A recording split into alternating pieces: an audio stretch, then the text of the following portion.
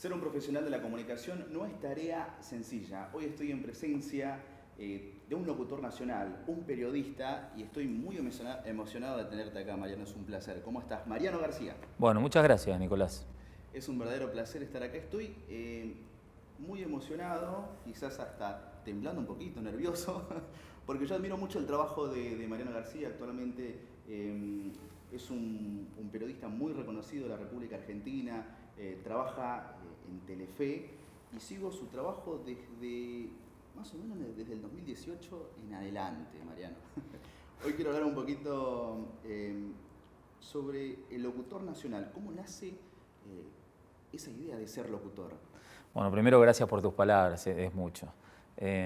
Suelo a veces definirme un poco como que soy un obrero de los medios, ¿no?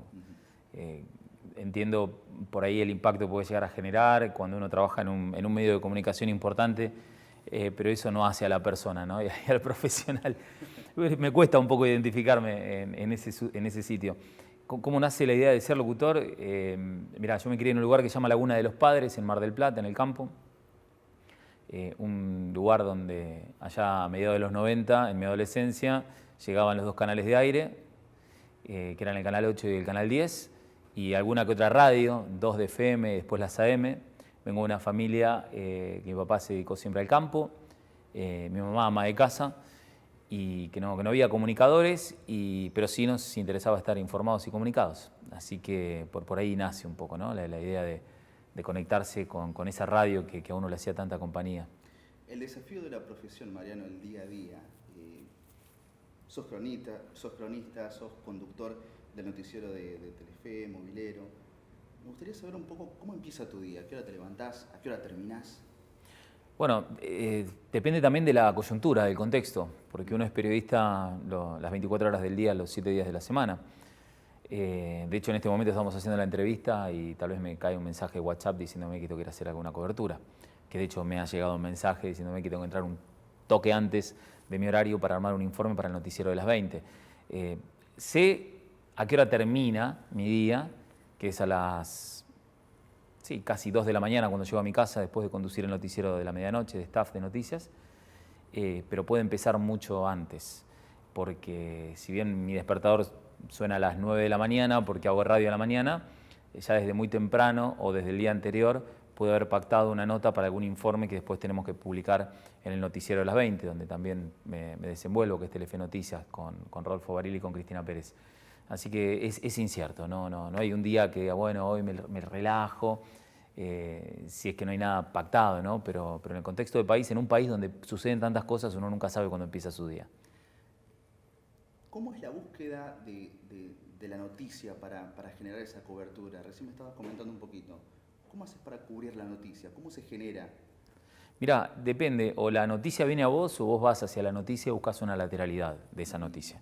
Por ejemplo, mi rol, más allá de que me puede llegar a tocar cubrir algo de coyuntura, digo en el ejercicio del periodismo de territorio, pues yo estoy en el escritorio, en la noticia, como conductor, y en el territorio, en la cobertura de esas noticias. Yo desde hace un tiempo estoy más vinculado al análisis, desde otra perspectiva, desde la búsqueda de una lateralidad de la noticia, para poder después desenvolverme en el noticiero a las 20, que es un poco más interpretativo de las noticias, que de por sí ir a cubrir una noticia. Puede que vaya a cubrir una noticia cuando tenemos un noticiero tal vez monotemático y no dan abasto los equipos para esa cobertura, digo, en la calle. Claro que cubro noticias ya más desde el estudio, ¿no? Por ejemplo, nosotros tenemos una cobertura que puede ser con un periodista enviado especial en la provincia de Jujuy por conflictividad social, otra periodista enviada especial en la provincia de Chaco por un caso policial / político, y desde Buenos Aires nosotros hacemos un tratamiento particular de la noticia y le informamos desde otro lado, no desde lo que es la cobertura in situ, en el lugar, con lo que está pasando inmediatamente. Digamos que se puede abordar desde diferentes ángulos la noticia. Eso es lo interesante también de trabajar en un noticiero.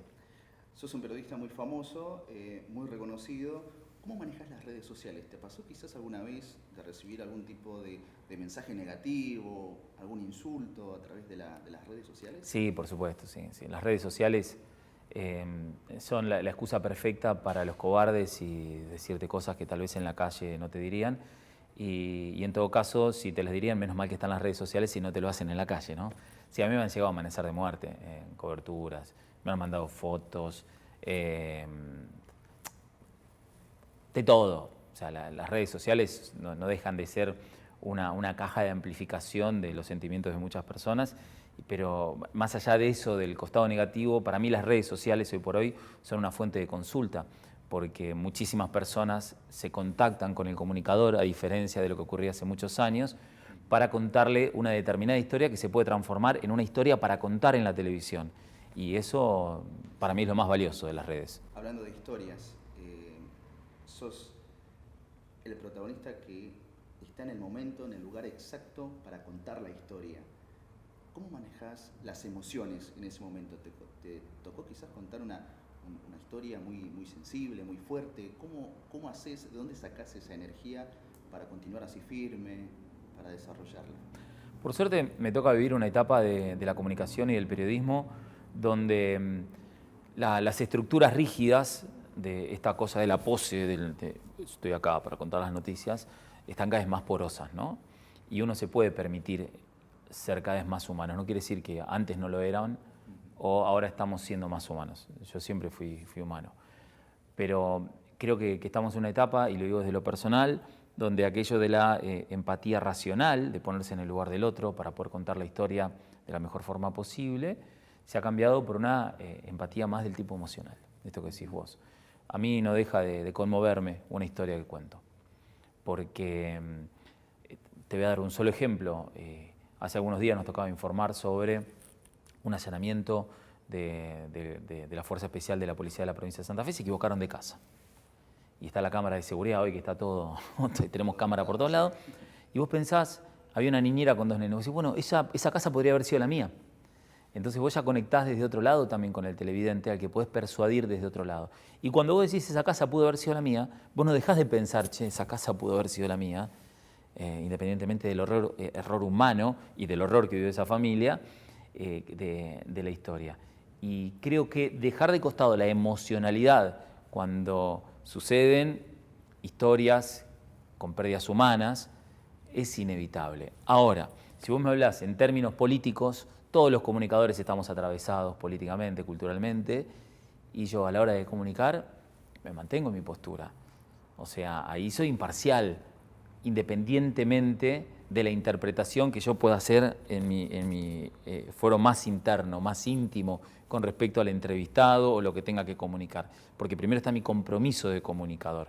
Pero hay momentos donde es inevitable. A mí me ha tocado cubrir un femicidio, el de Micaela García en la provincia de Entre Ríos, y el día del velorio, después de estar más de una semana al lado de la familia, en la búsqueda y demás, es inevitable que se te caiga una lágrima.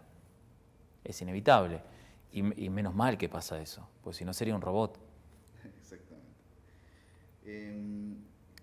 Sé que te gusta cubrir móviles de conflictividad social en la calle. Recuerdo quiero que me cuentes un poco de tu experiencia con el golpe de Estado en Bolivia. Sé que cubriste para Telefe Noticias en el 2019 lo que fue el golpe de Estado.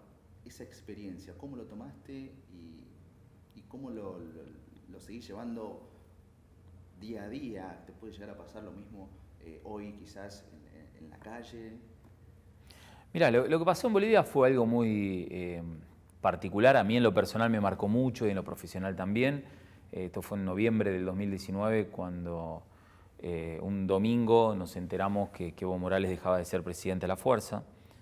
El lunes viajamos a Bolivia, no había posibilidad de llegar a La Paz porque hacía 20 días que estaba de paro Bolivia y no había vuelos para llegar a La Paz.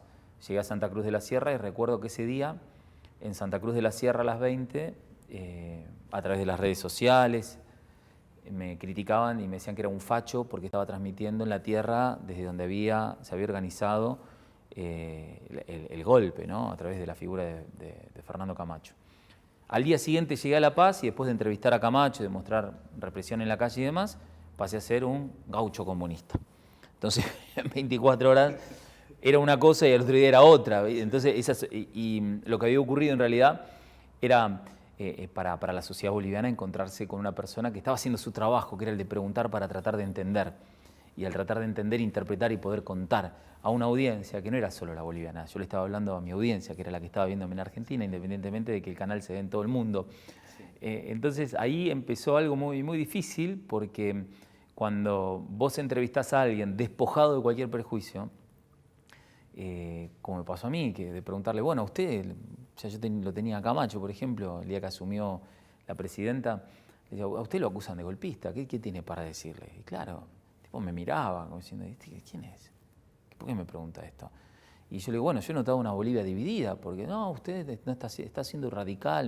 Entonces era en términos personales, y cuando vos tenés las cartas para mostrarle, decir, no, pero yo estuve ayer en su lugar, y hoy vine acá y yo noté una cosa distinta. O sea, ese era el ejercicio periodístico, de interpretar la realidad de lo que estaba contándole, pensando también en la audiencia. Yo estaba entrevistando a una persona en el Palacio del Quemado, que es como la Casa Rosada nuestra, que había bajado con un collar de flores y que decía que estaba todo bien, y yo hacía una hora que estaba mostrando cómo le pegaban a las mujeres bolivianas, ¿no? Y yo veía tanques de guerra en la calle. Digo, no, esto no es muy normal. Esto no es la historia que me está contando este hombre a la historia que yo acabo de mostrar. Y entonces ahí vos tenés dos caminos. O le decís que está todo bien al tipo, o sos coherente con lo que viste y con lo que mostraste en tu audiencia. Decís, no, pará, no está todo bien. A riesgo de que te suceda lo que me termina sucediendo. Porque a partir de esa entrevista empezó una pesadilla para mí. Me fue a buscar el grupo Alacrán de la Gendarmería Argentina a un hotel en el centro de La Paz, donde estábamos encerrados, porque me estaban cazando con Z, literalmente, en la calle. Fue muy complejo. Nos llevaron a la embajada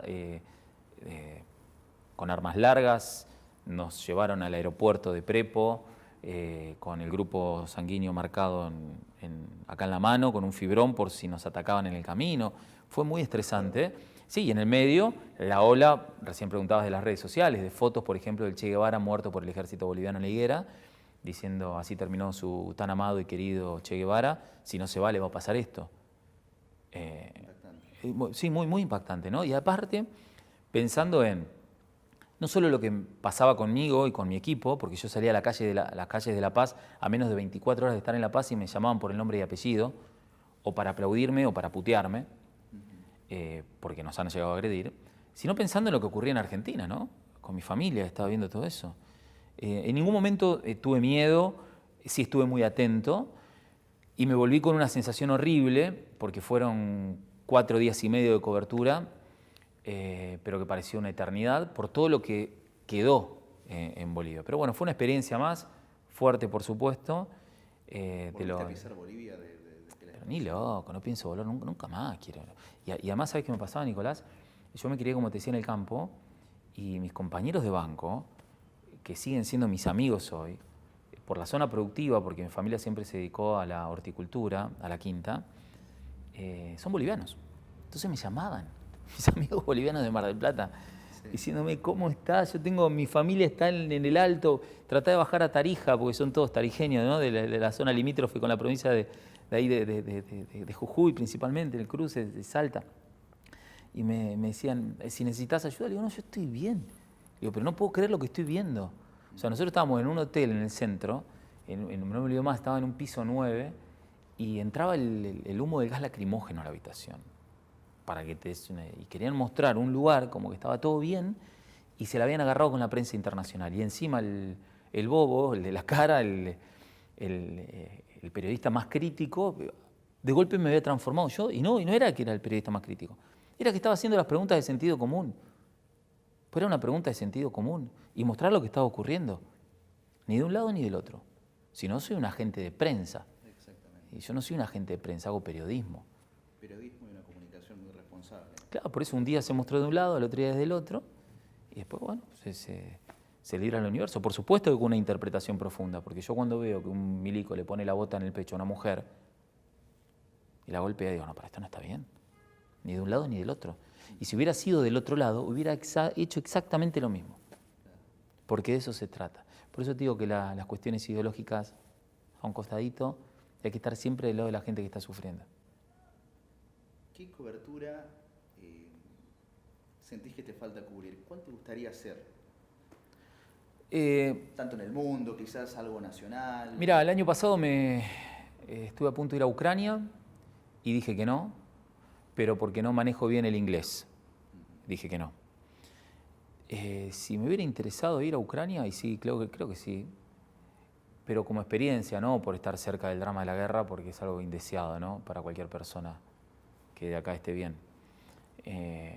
Para vivir esa experiencia de cómo está una sociedad convulsa. Igual venía ya de una experiencia 2 años antes de Bolivia, fue bastante fuerte.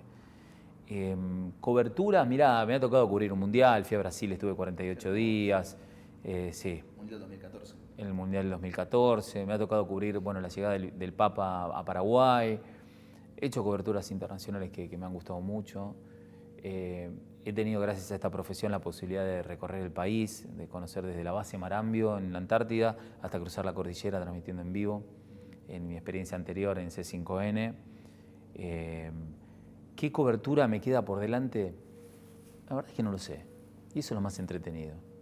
Porque eso es lo bueno que tienen las noticias, ¿no? Te sorprenden. En este caso vienen a vos. Y creo que ahí es donde uno, en función de sus atributos, de sus cualidades como comunicador, termina siendo tal vez seleccionado por la empresa, por los directivos, como para decir, bueno, en esta cobertura va este muchacho. Así que venga. Se nota que amas tu profesión. Sí, me gusta mucho, sí. En una oportunidad recuerdo que dijiste que ama su profesión, trabaja las 24 horas. Me pareció muy interesante. El que ama su profesión está trabajando las 24 horas porque todo el tiempo está pensando en mejorar o, puedo hacer esto, tengo esta información, quizás te llega una noticia al Instagram o al WhatsApp o las redes sociales, contándote una historia y se hace noticia. ¿Sabes qué pasa, Nicolás? Creo que el periodismo, a diferencia de otras profesiones, oficios, carreras, está ahí en la calle. Yo miro la vida a través del periodismo, o sea, entro a este salón y encuentro una historia tal vez para poder contar en la televisión. Estoy con mi novia el fin de semana y vamos manejando y por ahí miro algo que sucede en una esquina y digo, esto es una buena historia para contar. En una charla con mi novia digo, tal vez de esta charla surge algo interesante para contar. ¿Por qué? Porque nos identifica. Y también el trabajo te va moldeando la personalidad en ese aspecto, ¿no? Y no estoy hablando porque por ahí el que está viendo dice, che, qué obsesivo, este tipo no desconecta nunca. No, al contrario, yo estoy conectado con la vida a través del periodismo. ¿Por qué? Porque para mí no es un trabajo. Si bien me agota, me cansa, como cualquier otro trabajo, porque uno necesita relajarse, tener vacaciones, dormir, conectarse con otros entornos, este trabajo en particular no deja de presentarte opciones hermosas, como por ejemplo ir al cumpleaños de un sobrino y de golpe sacar algo del animador de la fiestita. Porque te pones a hablar con el pibe y te termina contando, no, porque yo hago 10 fiestas por día porque si no, no llego a fin de mes. Sí. Es una historia para contar en la televisión. ¿Me entendés? Entonces, es divertido, porque no deja de ser una charla interesante y no deja de ser algo que después se traduce en la materia prima del periodismo, que son las historias para poder contarlas en la televisión. Y después tenés la historia y el formato, la forma, el qué y cómo contarla. Sí, yo, a ver, tampoco es que soy tan obsesivo, a mí me gusta la literatura, leer, me gustaría tener más tiempo para leer, me gusta ver series como todo el mundo, salir a caminar, andar en bici, pero no es que fabricamos tornillos. Y para fabricar el tornillo necesito estar con la máquina al lado, claro. ¿Me entendés? Y cumplir un horario en una fábrica, desplazarme y demás.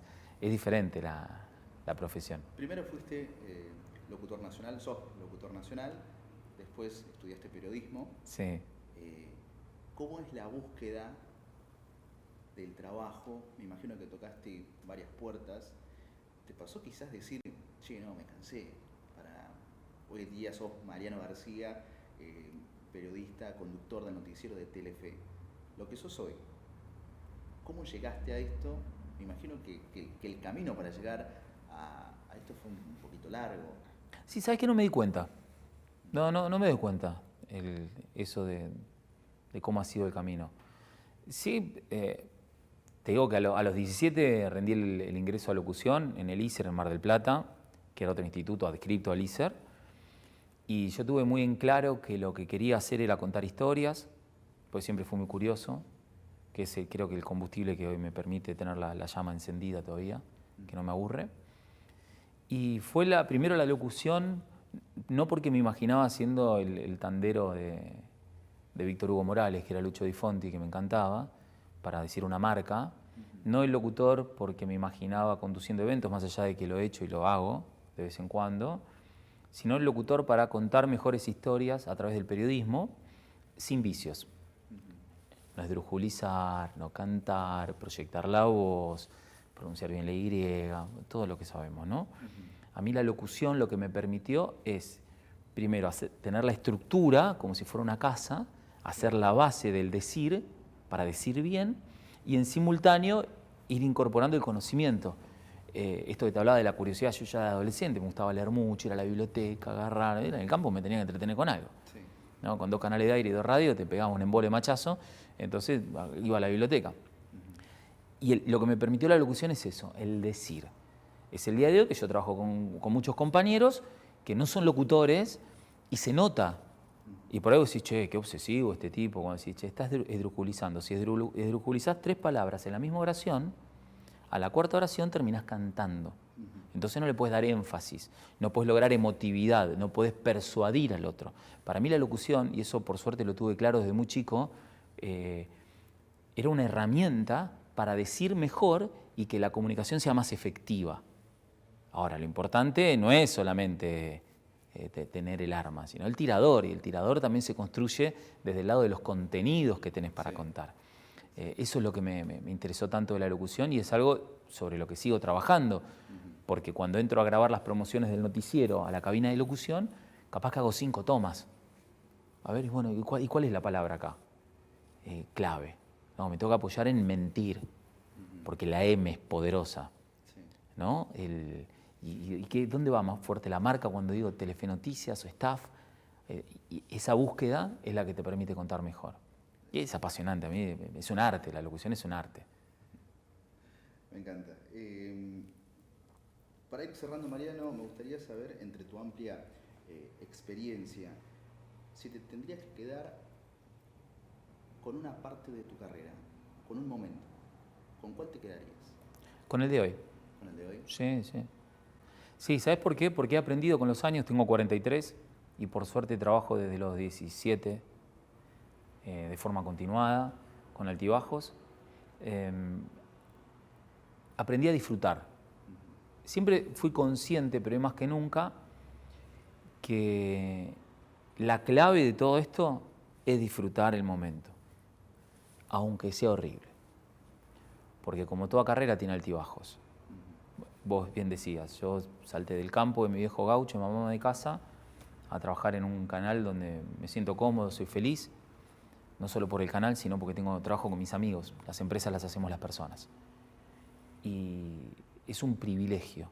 Más allá de mi rol, si estoy conduciendo, que es a lo que aspira la mayoría, si estoy en un móvil, si estoy, no sé, yo te voy a contar algo re loco, pero cada vez que me toca salir al aire con Rodolfo y con Cristina a las 20, y lo digo con mis compañeros, se ríen a veces, yo me tomo un segundo cuando los tengo a los dos parados ahí y digo, pensá, Mariano, sentí que estás trabajando con estos 2 monstruos que son para mí Messi y Maradona, Maradona-Messi, o los 2 Messi, la pareja de conductores más antigua, más respetada, pues encima nos acredita eso, la credibilidad. Encima en el espacio más visto, pues no, yo tengo una admiración profunda por ellos 2 y por mis compañeros, por mi jefe, y no es de arrastrado ni de chupamedia que lo digo, sí, porque es real. Digo, disfrutá este momento, estás trabajando con estas 2 personas que son maravillosas. Y encima tengo el privilegio de poder conducir uno de esos noticieros, con toda la responsabilidad que implica eso. Y la responsabilidad también implica disfrute, ser conscientes. Yo cuando era pibe y estaba en Mar del Plata y veía Tele 8 Informa, decía, mi sueño va a ser conducir el noticiero de Canal 8 de Mar del Plata.